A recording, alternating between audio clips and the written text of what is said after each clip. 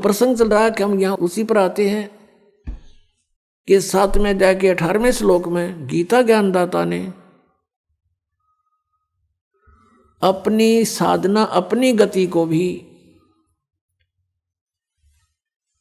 अनुत्तम कहा है, अश्रेष्ठ कहा है, क्योंकि जन्म मृत्यु मिटे नहीं, पूर्ण मोक्ष हो नहीं सकता, सनातन परम धाम प्राप्त नहीं हो सकता, और सनातन परम धाम प्राप्त हुए बिना शांति नहीं हो सकती। तो वो गति फिर व्यर्थ है, यूजलेस है, अनुत्तम है, घटिया है। इसका उदाहरण देते हैं। क्या बताते हैं? परमात्मा कबीर देव जी ने अपना तत्व ज्ञान अर्थात सच्चिदानंद घन ब्रह्म की वाणी स्वयं आकर के बोली है, और वही ज्ञान आदरणीय गरीबदास साहिब जी में फीड करके उनके मुख कमल से बाहर निकलवाया है। उसमें क्या बताया है? 72 सोणी अक्षय करी, चुन कर शीश्वर एक, ये दे धारे जोरा फिरे, ये सभी काल के भेख। 72 अक्षौणी अक्षय करी, क्षय माने नाश कर दिया 72 अक्षौणी का। किसने? चुन कर ऋषिश्वर एक, चुनक नामक एक ऋषिवर ने, ऋषिश्वर देख कितनी गहरी शब्द लाया हमारे लेकिन इनके साथ।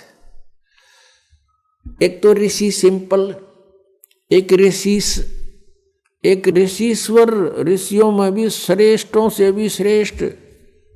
उस ऋषि के ये लक्षण हैं क्या? कि 72 अक्षौणी मानदाता चक्रवर्ती राजा की 72 अक्षौणी का नाश कर दिया, खा गया। अक्षय करी 72 अक्षौणी अक्षय करी, चुनकरी शीश्वर एक, ये दे धारे जोरा फिरे, ये सभी काल के बेख। दे धारे जोरा, जोरा माने मौत है।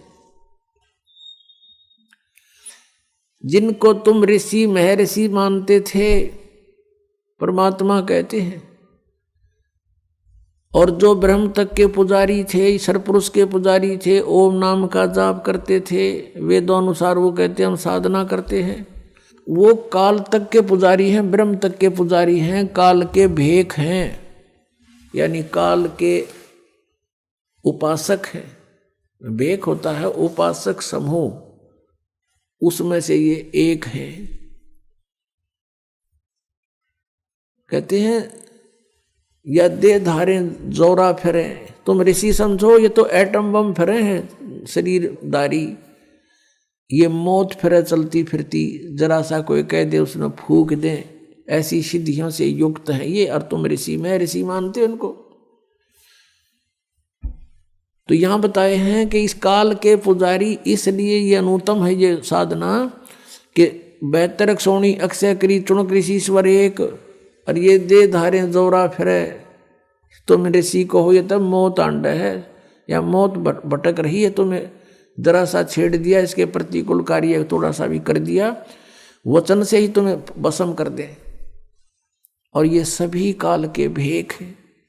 दुर्वासा को पेतहा समझ न आई नीच, 56 करोड़ यादव कटे, मची रुधिर की कीचे। परमात्मा बता रहे हैं कि दुर्वासा को पे तहा और समझ न आई नीच। देखा हम ने दुर्वासा जैसे न महर्षि तोब माने थे, और परमात्मा इनको नीच कहता है। ये इसे नीच थे। कैसे थे कि 56 करोड़ यादव कटे और मची रुधिर की कीच। कीच माने गारा, कीचड़े। ओए होए, ये दे धारे जोरा फिरे, सभी काल के भेख है। अब एक समय अभी दोनों उदाहरण सुनाते हैं आपको। अब ये जैसे चुनक ऋषि थे, अब ये ज्ञानी आत्मा थी। अब फिर आते हैं हम 7वें अध्याय के 16 और 17 और 18 पर इसमें लिखा है कि 4 प्रकार के साधक मेरी साधना करते हैं। ब्रह्म कह रहा है, गीता ज्ञानदाता सरपुरुष श्री कृष्ण में प्रवेश करके बोल रहा है, कह रहा है कि मेरी साधना नहीं ब्रह्म साधना भी 4 प्रकार की करते हैं। नंबर 1 अर्थार्थी और जिज्ञासु और ज्ञानी। अर्थ तो होते हैं जो संकट निवारण के लिए वेद मंत्रों के द्वारा ही कोई अनुष्ठान करते हैं। अर्थार्थी वो होते हैं जो धन लाभ के लिए, अपने व्यवसाय में बढ़ोतरी के लिए, वृद्धि के लिए वेद मंत्रों से ही कुछ जंतर मंत्र करते हैं वो, और किसी और अन्य किसी ग्रंथ से कोई सहयोग नहीं लेते। और तीसरे जिज्ञासु, जैसे ये जो न परमात्मा की चाहने वाली आत्माएं घर से बाहर निकली भद्र पुरुष और संतों को मिले, ऋषि महर्षियों से मिले, उनसे ज्ञान प्राप्त करके और स्वयं ही वक्ता बन गए, परमात्मा पाने की चेष्टा नहीं करी। उन जिज्ञासुओं ने ज्ञान ग्रहण करने की इच्छा में जीवन व्यर्थ कर दिया और वक्ता बनकर सुनाने लग गए। ये भी तीनों व्यर्थ बताए हैं। और चौथा ज्ञानी, ये चौथी प्रकार का जो ज्ञानी है, इसके विषय में कहा कि ये मुझे पसंद है और इसको मैं पसंद हूं, इसको मैं अच्छा लगता हूं और ये मुझे अच्छा लगता है। कौन कहता है? गीता ज्ञानदाता। अब गीता ज्ञानदाता इसको अच्छा क्यों बताते हैं? क्योंकि 7वें अध्याय के 12 से लेकर 15 में तीनों गुणों रजगुण ब्रह्मा सतगुण विष्णु तमगुण शिव जी की साधना करने वालों को गीता ज्ञानदाता कहता है कि ये राक्षस स्वभाव को धारण किए हुए मनुष्यों में नीच दूषित कर्म करने वाले मूर्ख मेरी भक्ति नहीं करते। गीता जी अध्याय नंबर 7 के श्लोक नंबर 12 से 15 में तीनों गुण रजगुण ब्रह्मा सतगुण विष्णु तमगुण शिव जी की जो साधना करते हैं और इन्हीं तक जिनकी बुद्धि सीमित है, वो मेरी भक्ति नहीं करते।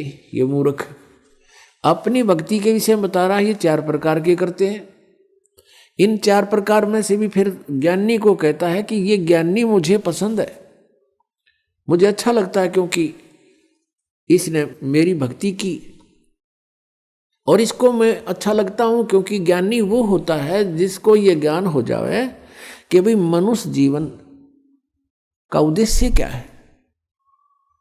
उसको उद्देश्य का पता लगता है कि इस उद्देश्य केवल यही है कि मोक्ष हो, जन्म और मृत्यु से छुटकारा हो। और वेदों में लिखा है कि जन्म और मृत्यु का छुटकारा तो केवल परम अक्षर ब्रह्म की शरण में जाने से होगा।